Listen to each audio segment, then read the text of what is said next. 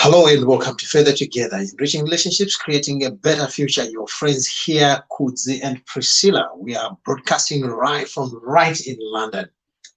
It is such a pleasure to have you on Further Together. I'm so excited tonight. Thank you for joining me, babe.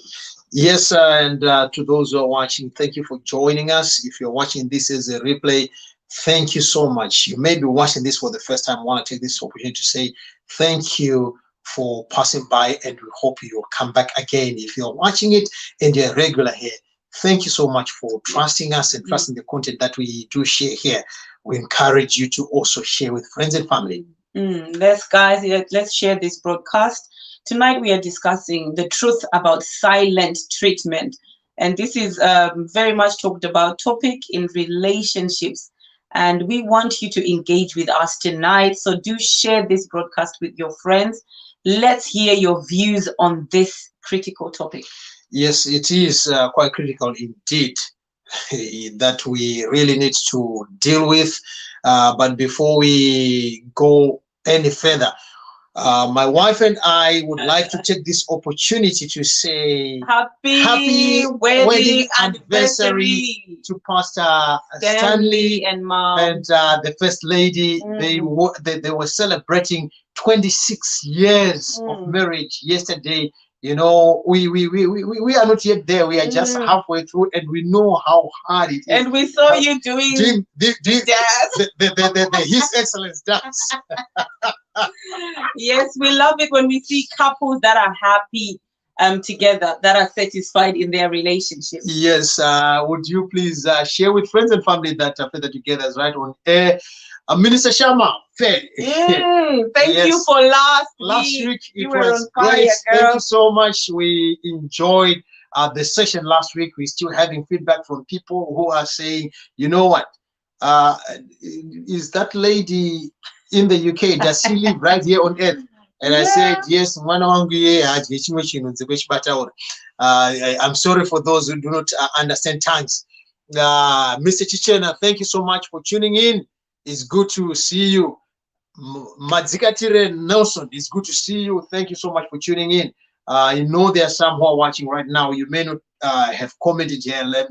May I take this opportunity to say good evening and welcome. If you want us to acknowledge you, please kindly text right down there so that we can see that you are on the air and we do share with you. For the past few weeks, we've been speaking about communication, and we always say, or we were saying, communication is one thing that strengthens relationships. Be it relationships at work, relationships as a couple, relationship with your children. If we do not communicate, then there won't be any reason for us to live together. So it is quite an important topic. I always say it's so important among couples, because whatsoever we do, it needs communication. Even if we are in the bedroom and we are doing our father and mother duties, we still need to communicate. Absolutely. So there is that importance of communication. It could be sign language, it could be verbally, but whatever we do, we have to communicate, and each and every one of us have to understand the codes that we are using when you're communicating. Elder Gabriel, how are you? I'm recovering from football last week. Yes, I'm pretty much tired from what you used me last week. You abused me. Yes, Tendai Bakochirwa, thank you for joining us tonight. We love you so much. Thank you for hosting us on Monday. Yeah, we were down in Norwich, and these are the guys who hosted us on Monday. Yes, guys, we've been going and honing into this issue that communication, especially clear and direct communication, is critical in any relationship. But there's this thing that happens sometimes. People end up giving each other the cold shoulder. Giving each other the silent treatment. I'm not talking to you. You can't ring my phone. I'm not verbally communicating with you. I'm present, but I'm not communicating with you. And in some cases, I just am not acknowledging your presence. You are there, but I'm refusing. Intentionally, I am not acknowledging that you are there. Yes, and this can be used in a relationship with our friends, family, or in marriage, that you do not acknowledge the other person. You see them, but you do not want to talk to them intentionally. Hey, from Wolverhampton, Alvin, it's good to see you. Long time. How are you? God bless you. Yes, guys. So basically, silent treatment is what we are touching on tonight, and it is a refusal to verbally communicate with your spouse. It's a refusal to communicate. Yeah. Or be it with anybody. It's a refusal to communicate. So you don't want to communicate with them, be it on social media, be it on the verbally or just writing. You don't want to talk to them. You're just looking at them right there, or you're just putting them in our African Nigerian language. You say, I will put you where you belong. So you put them where they belong. You don't want to talk to them. You don't want to communicate with them. So you're just shutting them out. You're basically shutting communication. You're shutting every channel in which that person would normally communicate with you. And I like what you mentioned, that it's not just in couple relationships. You see, sometimes we grew up in nations where sometimes a mother could give silent treatment on their child. Yeah. Literally just go silent and refuse to communicate verbally with that child. And they would give reasons that the child is refusing to listen to me. So what do? I give you the cold shoulder. And because they know that it is painful to be with somebody and want to communicate, and yet the other person is refusing to communicate with you. So you can find this between parents and children, be it friends, be it in workplaces. We find this. But we are here tonight to say that this is not the functional way of dealing when it comes to relationship. Yeah. You can't be with your spouse and 1 minute you decide to go silent and then the next minute you're talking. Yeah. So it is not a functional way of dealing with relationships. You know, one of my friends in Zimbabwe, when he goes on silent treatment, he would say, I'm now on voicemail. I'm on voicemail. Yeah, say, I'm on voicemail. I'm not answering. I'm not doing anything. I'm just on voicemail. On voicemail. Yeah, and I think we can share our experience. We wouldn't call ours silent treatment, but we had a situation where I was mad and you were mad. Yeah, I think it's one of the biggest fights we have ever had in our relationship, and I think we once mentioned, or we spoke of it on this channel or on other channels, that we had a disagreement, and it so much erupted that we couldn't control our tempers. Me on the other side, Priscilla on the other side, and it was so tough, so much such that when we went to bed, she didn't want to talk to me. I didn't want to talk to her. Wake up in the morning. Priscilla prepared, get ready, and I woke up. I prepared my children. I'm the one who normally does the school run and the child preparing. I prepared my kids. I am on my way. As we want, as I get ready to go out, Priscilla just went out. Unusual of her, so she just went out. Usually we normally drive together. You normally drop me at work, or you drop me at the bus stop. Yes. So on this day, so Priscilla decided to just walk out without speaking to anybody, and I took my kids, put them in the car seats, and as we are driving, lo and behold, as we drive up the hill, I saw Priscilla walking, and the kids say, "Dad, Mom." I say, "No, Mom. Let's wait for Mom." I say, and what did you say? Don't worry, Mom is walking today. She decided to walk, because that's what he decided. I wasn't lying to them. I said, don't worry, guys, Mom is walking today. She just decided to walk.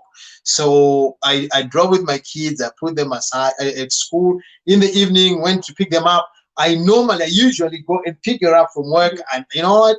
Because she didn't call, he didn't speak throughout the day. I didn't even bother to call her as well. Because silent treatment is on the phones as well, because usually it's just cutting all off forms of communication, mainly verbally. Usually we speak on the phone, like during my lunch break, I call you, you call me during your lunch break. But on this day, because I decided to go silent, he decided to go silent, we weren't talking. So I didn't call him throughout the day. And now, because I didn't call him, he was like, okay, fine, I'm not gonna call you as well. You and me. I won't come to pick you up. Hey, Maimba, yes, we're just sharing our experience. And so he decided that he wasn't gonna pick me up. You know, I would have thought you would say call and just say, hey, babe, you know, the usual thing. I'm coming to pick you up. But he decided, you know, to not call me. He didn't. I mean, I was like, you know what? I'm not bothered. But one thing that we always mention is that when both of you are not talking, when you're silent, then the devil will start ministering. You will start speaking. That's one bad side about being silent when you're in a relationship. And, you know, we mentioned that we had children, and children know that things are not well. They can feel. It was traumatizing to the kids, because it's something that doesn't normally happen is happening at home. Mom and dad who normally pick each other, speak, and you know, they laugh. Now mom comes, goes straight to the bedroom. Dad is sitting here with us. We had dinner with dad. Then dad says, can I take you to bed? Is mom coming to tuck us in? No, mom is not coming. Then that night when I went to bed, I said to Priscilla, come on, babe, wake up, let's sit down, let's talk. And we managed to iron out our differences. And you know what? The fact there is that sometimes you're in the same space, but you're just hiding from each other. You know, sometimes it's a different case when you're in different places. Well, you may decide to block your spouse. Like, I'm not communicating, I'm going to block you on whatever, I'm going to block you on WhatsApp. But when you're together, sometimes you find that people are just playing hide and seek. So I'm giving you the silent treatment. If I see you coming to the kitchen, I'm going to take the other route.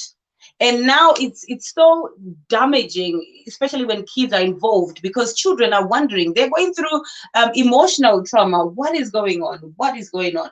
So in our case, I would say that we weren't speaking for that day. I think a day and a half. We were silent. Would say there is what you term avoidance. That we're avoiding each other just for the sake of. I don't want to say things that will be damaging. To set the whole house ablaze, because I know that at this point in time, I'm boiling and she's boiling. So if we put the fire together, then the whole house will be on fire. So that may not be silent treatment, but I'm just avoiding this just probably for these coming few hours. And sometimes if it's possible to say, hang on, could we please speak at a certain time? I think that's the best form of communication, so that the other person knows that I'm not being avoided here, but it's only that the other person wants to take a breath, then they will come back and we'll speak together. Because some moments you feel overwhelmed, and you know, for us women, sometimes we are gifted in the words, the choice of words. So you know that if I speak, I'm gonna send you to the grave. So I would rather not speak. But what we are basically saying is that even this avoidance is not the functional way. It's not an effective way of communication, because it leaves your spouse guessing, like, why are they silent? You know, why are they not talking? So rather defer it to another moment where you say, babe, can we come back and address this? So we are going now straight into silent treatment. Why some people engage in silent treatment. So the first point that we're going to mention is that some people do it to silence the other person, be it their children or be it their spouse. You want them to be silent, basically. This normally happens if somebody does something which they know that their spouse or their partner is not approval of. So they know that he or she is going to talk about this. Then for them to block the other person from speaking, then they go into the shell, thereby obstructing the other person to speak. You cannot speak. Why? Because I'm not speaking. I've given you the shoulder, the cold shoulder. Do whatever I want to do. You know, my little princess. Sometimes you'll say, "Speak to my hand, my ears are not listening." So it's a rude way of just saying, "I know I'm wrong, but I don't want to admit, and I don't want you to talk about it."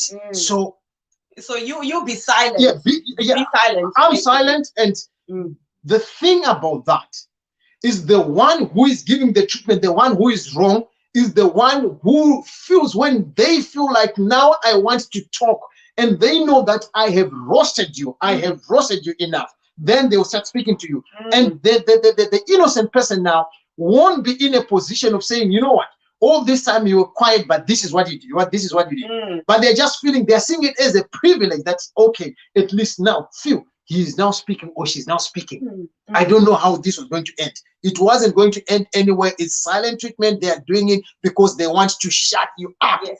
So sometimes you may feel like, well, it is them who is silent, but in actual fact, they want to silence you. So they can be silent so that you can be silent. Shutting you up. Yes. So whatever that you want to call them out on, so probably your spouse has done, they've crossed the boundaries basically, and you are about to call them out on it. They can basically just give you the cold shoulder. I go silent. So because I am silent, there's no way that you're going to call me out and say, babe, that was not the right thing to do.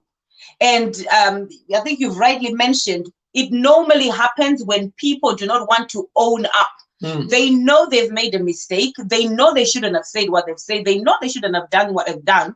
But then they don't want to take responsibility for their actions. So as a result, I go silent. They go silent. And then you don't speak. You don't speak. So silent treatment to silence the other person. The second point that we're going to share tonight is silent treatment to confuse your spouse.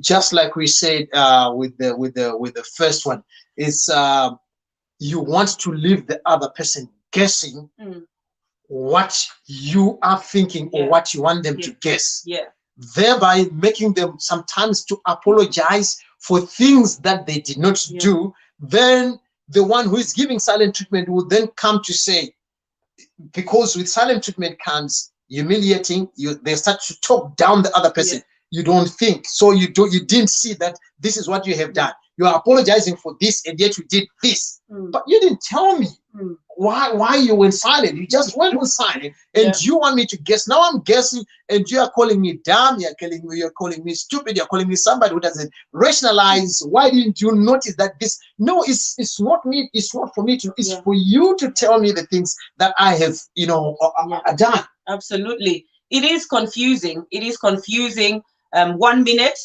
especially some people do it frequently.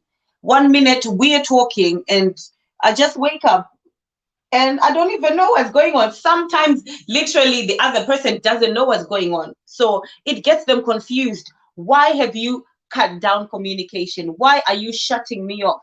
Why am I trying to reach out to you? I'm trying to communicate and then the other person is silent. So it is confusing. And Karu says wickedness in high places.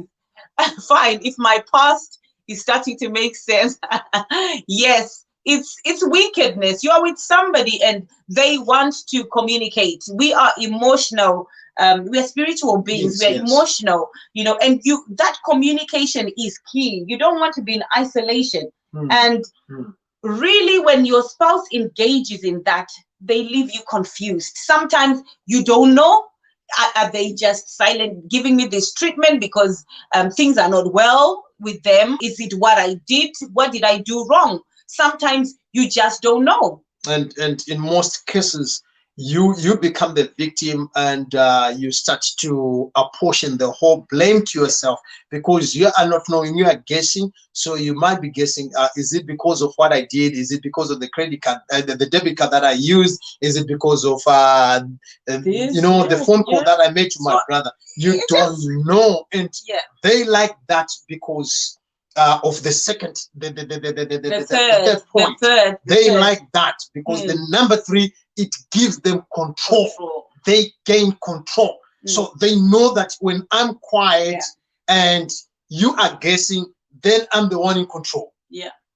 So if I cough, everybody coughs. Everybody moves. Now the danger is with silent treatment is the one who is giving the one who is giving the treatment is the one who has the capacity to tell you that it's now over. So they have control because you cannot tell when is the punishment going to be over. If it is a punishment, they can roast you and you don't even know when it's over. It becomes over when they feel like it's over. If they want to take it for 6 weeks, it can be 6 weeks. And until they feel like I have roasted you enough, and you are now dancing to my tune. So then I can now speak. And now, you know, when it comes to control, it then crosses over to the border of emotional abuse. It is totally emotional abuse. Because you're now using the silence to punish your spouse. You're using the silence to create that emotional distance. And you know your spouse thrives on that. You know your spouse needs that emotional support.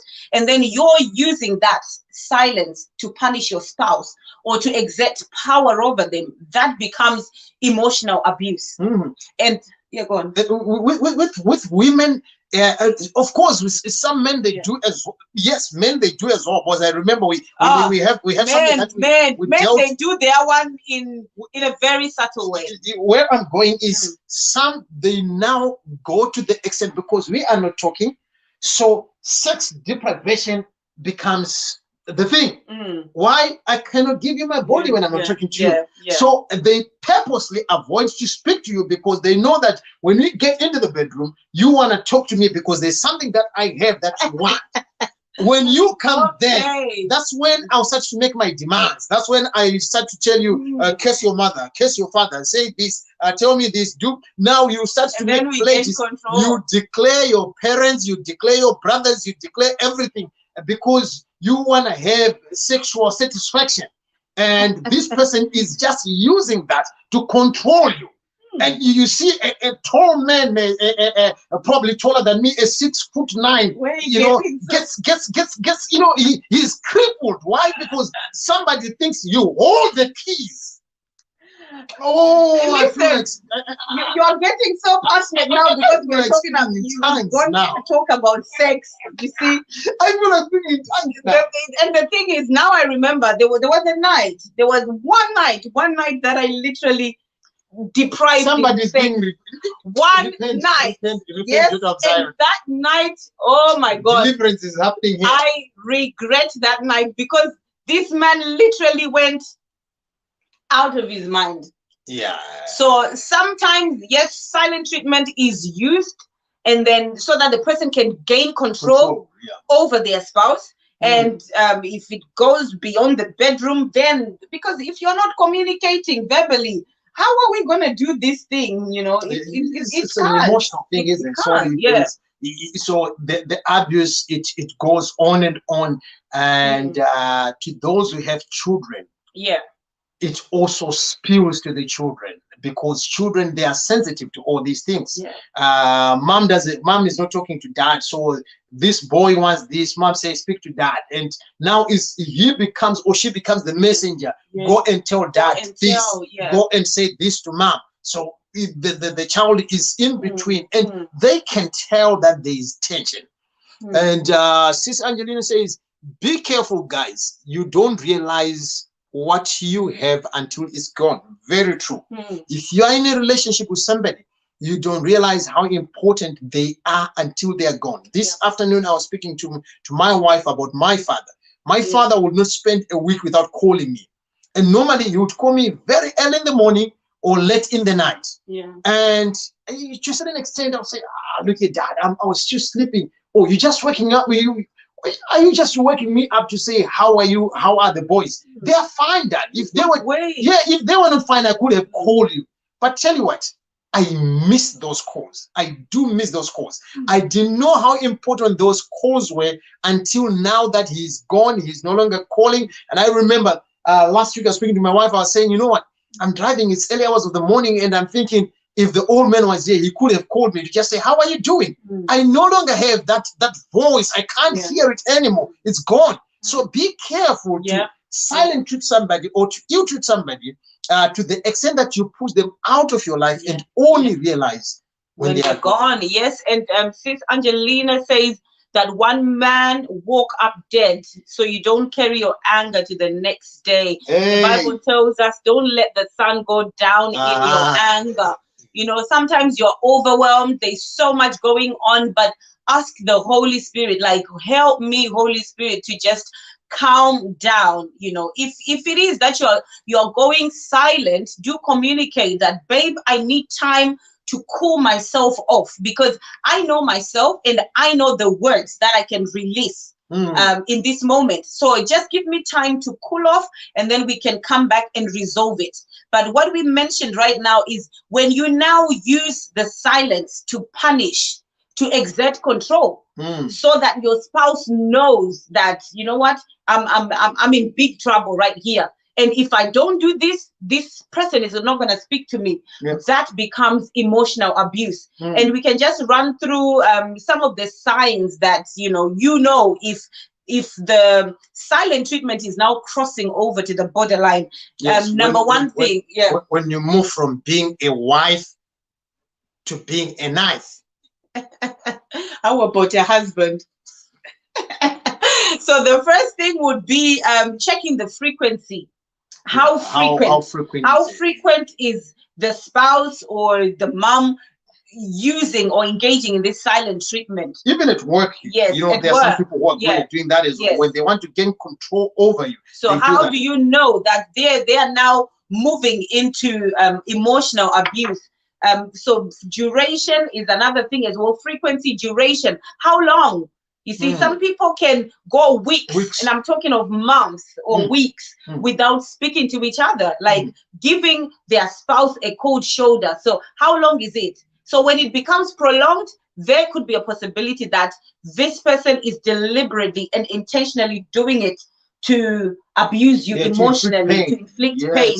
And the second thing as well is checking to see, is it coming from a place of punishment? Or are they just cooling off? Want to spike you? Like I want to torture you. I know you love when we communicate. You love it when we are in good books. So if I'm purposely not going to communicate with you. Yes, to punish you. So is it coming from a place of punishment? The third thing would be, does it only end when the other person apologizes? Yes, they want you to own up even when they are also supposed to own up. I don't know. I have seen people who are saints. They don't make mistakes. They don't sin. So whenever you talk to them, whenever we have this beautiful couple, whenever we're doing intervention, it was the wife. It was the wife. She did this. She does that. She doesn't listen. And now he goes on to say, I'm quiet because she's so argumentative. And I asked him, I said, so when you're saying she's so argumentative, does she just argue by herself?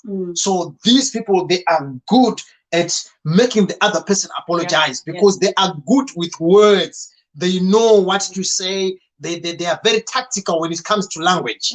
So does it only end when your spouse apologizes? Or when they give in to your demands? Because sometimes really the person is silent because they are demanding a reaction. So if you give in the reaction, are they now going to break off the silent treatment? So if that becomes the case and a pattern, there's a possibility that they are now moving into emotional abuse. So they want to gain control. I will simply go silent to punish you until my needs are met. So that is one area to be careful of. And the last thing is, if you've changed behavior to avoid getting the silent treatment. For some people, they are just waiting for you. Change. When you change, then I'm going to move from giving you the silent treatment. So these are just some of the ways that you can check to see if the silent treatment is moving into emotional abuse. Which in most cases it will end there. Why? Because the person sees themselves gaining control time and again. When they do it, they see that you are dancing according to their tune, you are doing this, you are apologizing, you are confused. Then the next thing, so they keep on there's a gradual increase in whatever they do until it reaches this point now of emotional abuse. Then when it reaches there's heartbreak, heart attack, and it leads to a number of things. Post-traumatic stress disorder. And worst of all, silent treatment can lead to divorce. Like the breakup of any relationship, be it between parents and their siblings. If consistently you're in a relationship where someone just goes silent and they do not explain what is going on, they want to gain control over you, it will eventually lead to divorce. Yeah, you reach a point where, you know, I'm fed up. I don't know if I do bad, you know. Yeah, it's the same thing. If I do good, so you know what? Let me just you know, heads off. I'm gone. Yes, women, especially, this is a contribution. Sis Angelina says, women, especially us women, she says to zip our mouths. Your tongue will set fire. That is so true. Godly women, go down your knees and pray. It works. Honestly, it does work. I've seen the power of God in my life. I used to talk a lot. There are things that I couldn't do, but through the power of the Holy Spirit, I shared my testimony of how the words "I am sorry" were just so difficult for me to say. But through the power of God, I can apologize as much as possible. So even this topic that we are talking about, don't take it lightly. If your nature is to go into silent treatment, probably because your parents, that's the same way the background that's the background, you know, coming from. Yeah. Pray to God about it. Ask God, help me. I cannot communicate in an effective way. Help me, God, and I'm sure God will come through for you. And also work towards it, because the Bible says work out your salvation with fear and trembling. So faith without works is dead. Let's keep on. After you have prayed, you know, push yourself to gain the fruits of the Spirit. What more shall we say apart from saying thank you so much for giving us your precious possession, which is your time. Time permitting, God willing, we'll meet again next week. For me and my beautiful wife, we are signing out. Before we go, homework. Before we go, guys, we're going to send you some homework. So the homework for tonight is that go and engage in a discussion with your spouse. If you have been on the receiving end of silent treatment, or if you've given silent treatment to your spouse, go and apologize. Go and say, babe, I am sorry for the moment when I verbally, when I shut you off, when I cut that communication. I am sorry. Go and apologize if you've been on the giving end. And if you've been on the receiving end, if your spouse is watching with you, it becomes easy to do this together and say, oh, babe, following on from what we have just watched, you know, let's just have a conversation of how best we can move our communication forward without engaging in silent treatment. Why? Because where there's silent treatment, the devil thrives and he will minister in your marriage and in your relationship. And this is applicable even to those with family members at work. You could have had you know, a silent treatment from a colleague at work, from your brother, your sister, you know, among siblings. These things, they do happen. Yes. So, Carol Rue, we're gonna come to you. You said Kovasinama spouse, which means how about those without spouses? I want you to pray for your future marriage and pray that the devil will not gain access into your marriage, because silent treatment is a way of the devil gaining control over your marriage. So when you don't talk, then the devil comes in. So go and pray about your future marriage and pray that God will help you to effectively communicate, no matter how hard times may be. Because the whole reason why sometimes people engage in this is because they have failed to reach an agreement. And because we are not agreeing, I'm just going to be silent. And I'll communicate in my own way. So go and pray about it. And this is applicable to family members. It's applicable to siblings. I want to keep on repeating this and hitting this note, because you could be doing well with your spouse, but how is it with your brother, with your sister-in-law, with your brother-in-law, and with people at work?